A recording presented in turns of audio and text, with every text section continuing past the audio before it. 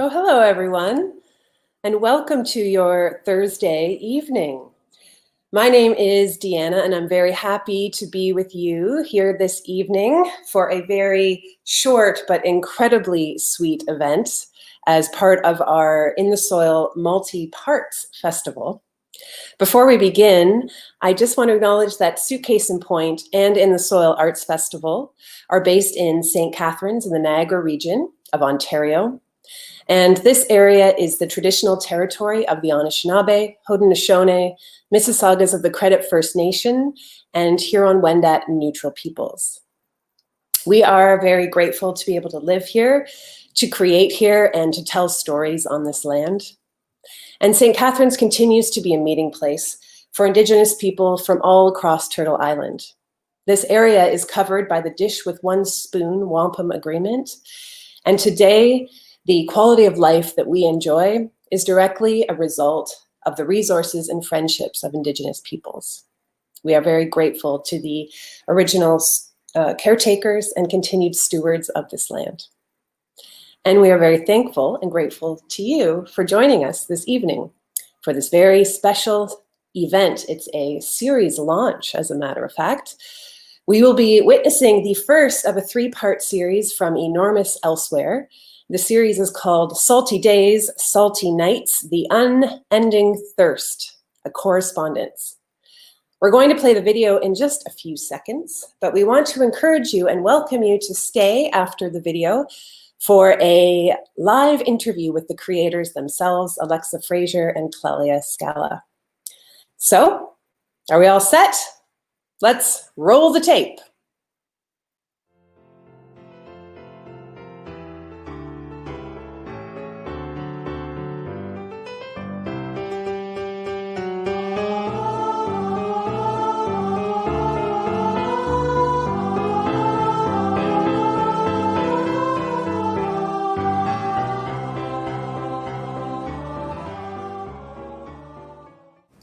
Kingston, August 13th, 1918. Dear Rose, how long has it been since I've seen you? How long until we once again dazzle the crowds at Coney Island or Crystal Beach? I do not know. I've stopped counting the days of isolation. What I do know is that you seem oceans away, and I languish in Kingston without a friend or salt water in sight. I fear this pandemic will stretch on for many more months. Things I took for granted pre-pandemic: dinners with friends, perambulations on the boardwalk, the simple pleasure of the bustling beach, playing poker with my chums. A few businesses have started to reopen, but I fear for those of us who rely on entertaining crowds for our wages. How long until we can get back to work? How strange it is that it is now impossible for a traveling carnival working sea creature to make a living. My friend, my savings are dwindling, and I am becoming increasingly anxious about affording life's basic necessities. I've considered busking for pocket change or selling a few tentacles as a delicacy, but neither solution is practical. In my darker moments, I have considered dabbling in piracy or the erotic arts, but ethics and modesty prevent me.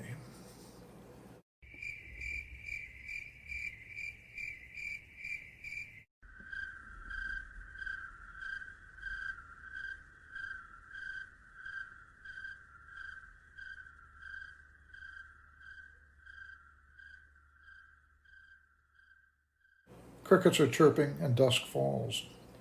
It is time for my evening stroll. I apologize that I am not of greater cheer, but I feel that there is a dark shadow always with me. Your devoted friend, Delmar.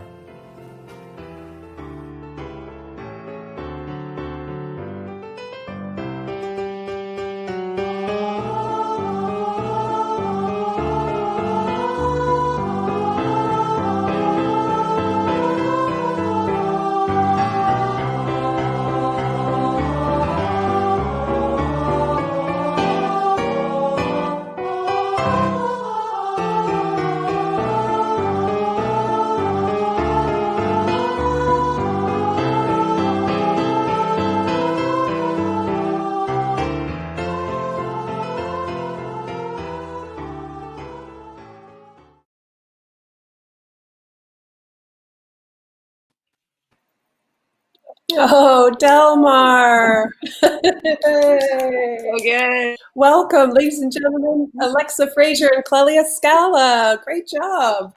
Thanks. I'm really feeling for Delmar right now. I know, it's a lonely time, huh? It's a lovely time. If those of you just tuning in or if you missed the beginning, don't worry. We'll be posting the video. This will be on so you can watch it over and over again. And we'll also have this video and the next release next Thursday and the Thursday following that to see the correspondence and meet Rose, the stingray. So, well, welcome, you two. Thank you. Thank you. This is great. So those of you who are watching, if you have any questions or comments, they're great coming in. Thanks so much. I'm sure Clelia and Alexa are loving the love. But we're going to have a little chat. So feel free if you have any questions you want to ask about the process, these puppets, how Delmar's doing. I just can't wait for the next correspondence. Seems so find some beauty in the world. So Enormous Elsewhere, your local organization, I mean, you've done quite a few things at In the Soil in the past. So I'm wondering if you could share with us just a little bit first, before we talk about this piece, but just about your company, Enormous Elsewhere, and how it started and what made you come together to do this. Well, we first worked together in 2014. Cole Lewis did a show at Summerworks in Antigonish, which Suitcase in Point produced. And so she got us to co-design the costumes. So that was our first time working together. We realized we worked well together and we have our aesthetics go well together. So in 2016, we took the Humber College puppetry intensive together, and we were driving to Toronto every day. It was intense, and it was an awesome course. We learned a lot. It was taught by the Puppet Mongers in Toronto and Shauna Ryder from Clunk Puppet Lab in Toronto. Great organizations. And yeah, I had made my first puppet in 2013 for Strut, Wearable Art Show. Jenna, you directed it. I don't know if you remember. I remember that old show, Strut. Yeah. Anyone remember Strut? Yeah. And Clelia has been making masks since like 1996, I think, and puppets since about 2000. So yeah, we dove in there, and then we had this night halfway through the intensive. We were driving home, and we were like talking about starting a company together. Oh, we got a little bit. We may have lost you there, Alexa. Come back. It's an incredible. Are you doing a puppet thing right now? Is this happening? So, so Alexa and I were driving home from Toronto, and she'll tell the story so much better. So I hope she comes back in a second. Of course. We were driving. You home. know, this technical stuff just happens here and again. Alexa, if you can hear us, feel free to refresh, or if you need to leave and come back in, we'll be here. She's beautifully frozen though. I wonder, Holly in the background, maybe if you want to pop Alexa out and back in and see if that works.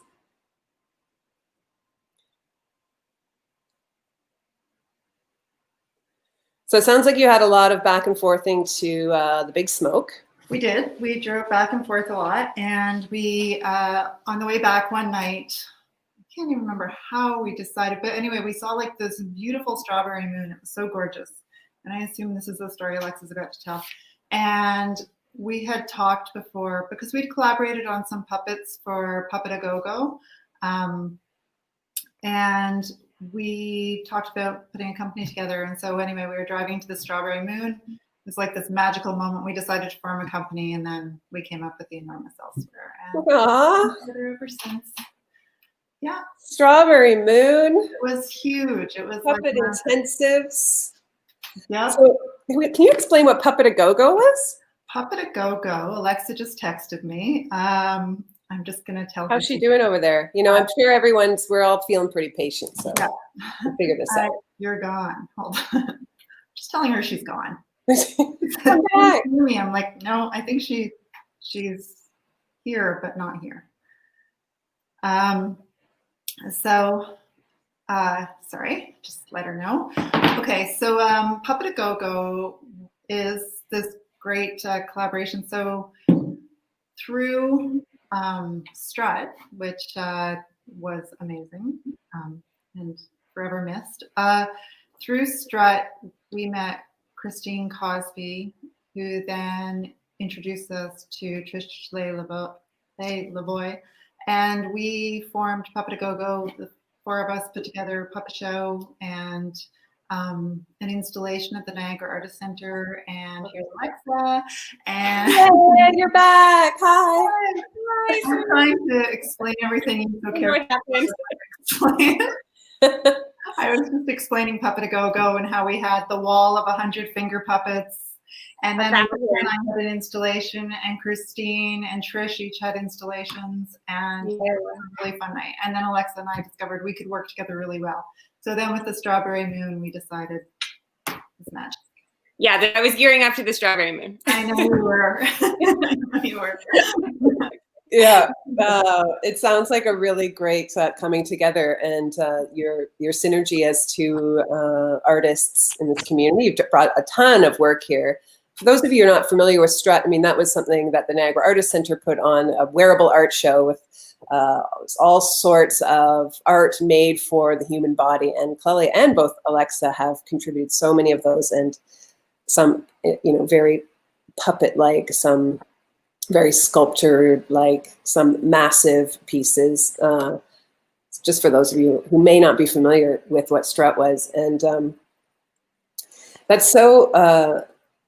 it's so cool when you can find these like ways to work together, and then there's a spark, and especially when there's a Strawberry Moon involved. Great. So tell us about this piece, because I know, originally our plans for the In the Soil Arts Festival were a live 3-day event. And you two had proposed to bring these characters to the festival to be sort of part of the live atmosphere at our festival hub. And then so gracefully sort of reimagined your project to this Correspondence. Do you want to talk about, one, what inspired the original concept, and how you reimagined for this online video? Absolutely. So Alexa and I, when we were in Humber together, we both became really fascinated with Vietnamese water puppetry. And so Alexa had this fabulous idea that we would propose to In the Soil, this is 4 years ago, to do a water puppetry piece. And so we bought wetsuits in a pool. We got busy with other work. But so this year, we've known for a long time we want to do something with water and puppets. And anyway, we didn't actually get into the water, but we've made puppets that should be in the water. And we were going to be at the festival, walking around with our puppets, engaging with each other with the puppets, and engaging with festival goers. We were really excited about it, but of course, everything's been changed. So we were just figuring out how we could still have our puppets interact, but Alexa and I don't get to actually see each other. So they're sort of like our alter egos interacting with each other, talking about how much we miss working together. That's kind of perfect in that way. Clelia's living in Kingston now, teaching at Queen's University. So we used to live like 2 blocks from each other. No, we don't. But we have all this technology, so. So we've met Delmar. I mean, beautiful, beautiful puppet, by the way, Clelia. I know we've yet to meet Rose. Is that Delmar behind you? This is Delmar. I am squid obsessed. I am obsessed with cephalopods. So it's a lifelong thing since I was a child. So anyway, this is Delmar. He's a squid. They're brilliant creatures. Yeah. So this is him. It's beautiful. So we've got this first bit of correspondence. Can you give us a little teaser, like with the relationship between Delmar and Rose? I know they were circus performers. Yeah, they work at Carnival together. They're just friends. All around. Yeah. Just pals. No romance there. No. Pals. Good friends. And I've heard that this was your father doing the voice of Delmar. It's very great. My father did the voice of Delmar. Yeah. And does your dad get involved in your work or often? This Oh, is the yeah. new foray. Yeah, I sort of, because I'm a horrible procrastinator, I'm always enlisting my family's help with stuff. But also, I would say that my work is very influenced by my father. He, actually, both my parents and my sister. But my dad has this really dark, lovely sense of humor, and he's always drawn these amazing pictures. And yeah, they help me out all the time. My mom sewed the tentacles. It's such a lovely idea to just this letter writing. I mean, now we're so very used to communicating digitally and in those ways. And I know personally, I'm a huge fan of sending postcards and letters, and just kind of seeing that tangible thing. I know. Do you think this is something we're going to see the series go on for the next 2 weeks? Are you going to actually send these to each other? Letters? I guess we could, huh? You follow it through. You might get some fans, some like male fans. We've got an address where you can send letters to Delmar and Rose. Yeah. I want to open it up if anyone has questions in our audience this evening. But I wondered, Alexa, if you felt comfortable, or if we should wait, but if we might be able to see a little sneak peek of Rose the puppet. There, she's right here. So she's inspired like loosely by this really amazing woman named Rose Marie, and she was a vaudeville singer, and she's a comedian actress. She went on to be on silent films and movies, TV. She had this huge long career, but she started performing at the age of 3 as Baby Rose, and she had this crazy voice that was really deep, and yeah, it's really cool. So Rose is kind of a brassy lady, and this is her year. There she is. Oh wow! So I like stingrays. I was drawn to stingrays. Like, this is the back of her. Mm-hmm. It's black. If I can get over here, it's her tail. Wow. And then the underside is they have like a face. Right. Actually, yeah. It's just their mouth and their nostrils. But if you look up like the little stingray belly, it looks really cute. Like, they look like they're going like. I thought that was really charming. So that was what drew me to her. That is very, very cool looking. It looks so kind of massive. It'd be really exciting to see this in person one day. Pretty big, yeah. It's maybe 4 feet tall, I guess. Yeah. So yeah. So you'll be meeting her next week. So this week, Clelia's video of Delmar, and then I'm gonna do one of Rose next week, and then the third one is gonna be Delmar responding, and then Rose responding. That's great. I know you also kind of chose to have these characters in the middle of a pandemic, because you described in the description, and obviously Delmar is trying to get used to this new life, reading his book. I'm sorry to laugh. It just seems so sad, but it's so like beautiful at the same time. Is that something you found? I mean, obviously connecting, you haven't been able to work together or be in those ways together, but you know, our capacity to want to be around each other and have human relationships and contact. So it seems like something that's underlying, that's going to be coming through this. Is there anything about that you'd like to share further? Is that true? What, the pandemic is lonely? Are you finding it lonely? It's got its moments. Yeah, I think that there's I tried to make him a bit of an intellectual, because squids are really smart, but he likes to read on the porch. But I think that with the pandemic, I found a real stillness and self-reflection, and I spend a lot of time walking in nature and looking at the water, and I'm discovering that I'm already an introvert, and I like going even more into myself. So yeah, there's like kind of a bittersweet loneliness to the pandemic, which I think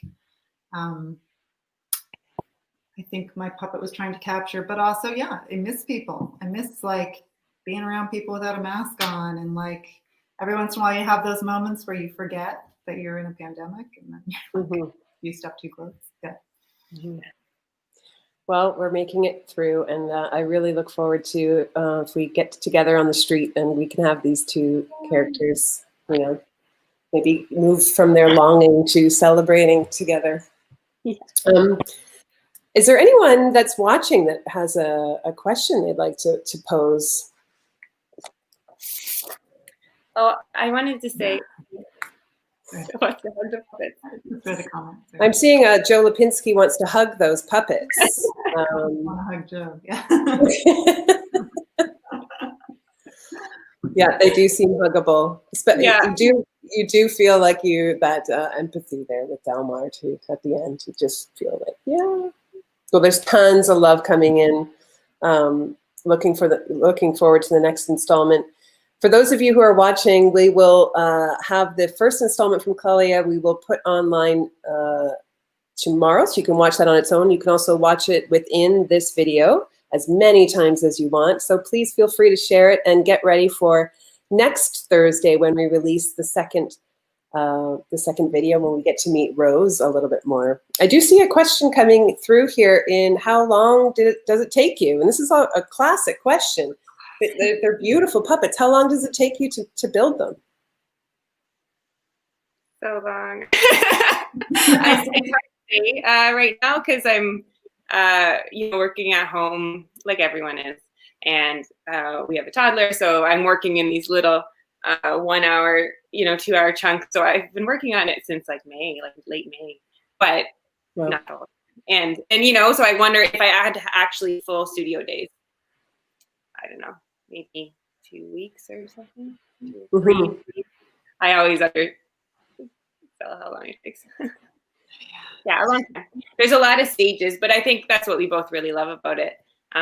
It's really fun to combine all of these different art forms like sculpting and painting and fabricating, and then you get to dress them. It's very fun. Yeah, I'm sure each oh, sorry, go ahead. Oh, a bit of woodworking, like you have to get some wood going and foam and stuff. There's a lot of different supplies, which also is very gratifying when you're a magpie who hangs on to supplies. Like, yes, you're like, I have it. Well, it definitely seems like there's a whole process, and then you have, you get to know this thing starts to come alive, and beyond, all of the craftspersonship of it, there's the attitude and the, what are the steps to bringing it alive, finding the voice, finding the way it moves, and those sorts of things. What do you do to do that? Clelia, do you want to do that? Sorry, do you want to? What do you do to bring the puppet alive? Or how does the character come out? How did the character come out? Yeah, that's a really good question. I know. I was just trying to think of the answer to that. How does the character come out? I don't know. It just sort of comes out for me like what I sculpted him, and then he's made out of neoprene up top, and then fabric, and each of these is neoprene. So I kind of, when I'm sculpting, I kind of get to know the character as I'm doing that and figuring, unless I have something I didn't really with him have, I just knew I wanted a soulful artist, and just his character comes out as I'm building him. I find, I don't know, Alexa, is that kind of through your hands? I would say the same, and sometimes it changes. It's like I was planning this, but it seems like it wants to be, and so I think it's this such human thing to put so much or see so much from this object, and I guess that's I think one of the beautiful things about puppetry is we want them to be alive and we are invested in them, and they just so it does. I think Clelia too definitely feel very attached to them because it really feels like you kind of give birth to them. It's so funny. I left Delmar in the car the other night and I was like, I don't know. I feel guilty. Crack the windows a bit. Yeah. Well, I guess squids can kind of get through the cracks too. They're very. Well, I'm not sure if you have a little bit more time, but there's a question here from Junetta Chenard about what's your favorite way to proceed, or what's your favorite way to proceed to make a puppet? So I guess there's all sorts, marionettes, and you talk about wood and. Do you want me to go? Do you want to go? Yeah, go ahead. Oh, okay. So my favorite way to proceed, the way I make a puppet is whether I'm designing for myself or somebody else, I think about the character. I always do like a watercolor sketch because it's a really time-consuming way to sketch it. First, I sketch a pencil, sketch in watercolor, but it gives me the time to think about it. And then I figure out what needs to happen, what needs to move on the puppet, what the puppet's actions have to be. Does it have to blink its eyes, pick up a pen, whatever? And then I decide on the materials, and then I decide on how to build it. Alexa? Yeah, I would say the same, like what is needed from this and then how to get there. Yeah. Well, it sounds like you both did a lot of research on the squids, like looking at images and videos of the actual animals too. There's like a YouTube channel. I love all cephalopods, but there's a YouTube channel called Octolab, which is mesmerizing, and it's just octopuses performing different experiments, like not being experimented on. They're doing things. Wow. Hours of tentacles. They're like they're super smart, right? And they'll just figure out how to. Crazy. Yeah. Someone was telling me the other day that that squids or they have a DNA that's not comparable to anything else on Earth. They may have just plopped here from outer space. If you're watching, you know who I mean. Yeah. I was reading a book today that talked about how we have, we're distantly related to vampire squid, which are like kind of a hybrid octopus squid thing. So. With fangs? Are they blood-sucking? No, they're black and with white, and then their eyes turn red when they're in danger. They're really terrifying looking. Oh, wow. Oh. Thank you, Janetta. Thanks, Janetta. Okay. Well, thank you both so much for coming on tonight and giving some of your time to us here. And we look forward to next week and the week after. So everyone stay tuned. We get to meet Rose soon. And I really look forward to seeing Delmar and Rose together at the end. I know, we get to meet finally. Thanks for having us. Yeah. Yeah. All right. Take care. Take care. Have a good night. Bye, everyone. Thanks.